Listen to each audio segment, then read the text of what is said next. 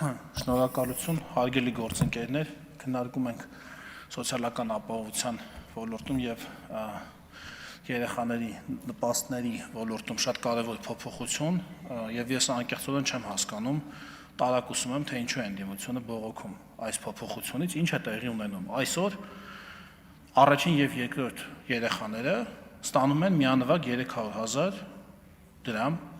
նպաստ։ Այս փոփոխությունից հետո ստանալու են միանվագ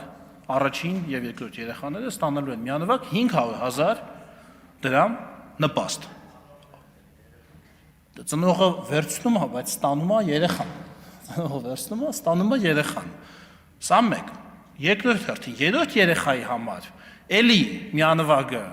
դառնում է 500,000 դրամ, այո, միլիոնից դառնում է 500,000 դրամ, բայց կառավարությունը պարտավորվում է 6 տարի շարունակ ամսական 50,000 դրամ նպաստ տալ երեխային։ Այսինքն ավելի շատ, քան այսինքն այն ծրագիրը, որը կա, դառնում է մշտական։ Դա ինչքան է 3.6 միլիոն, չէ՞։ Այսինքն ի հավելում են դրա 6 տարվա ընթացքում 3.6 միլիոնն էլ ստանում է։ Այսինքն անգամներով ավելի շատ, քան ընդդիմության ներկայացրած բանը, այդ կրճատվող գումարը։ Ինչի է սա արվում նաև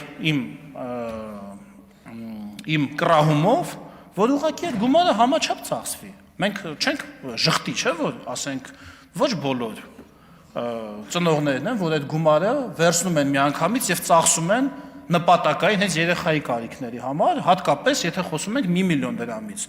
Հիմա այս 50,000 դրամները հնարավորություն կտան, որ մարդը համաչափ այդ գումարը ծախսի երեխայի կարիքների վրա եւ ոչ թե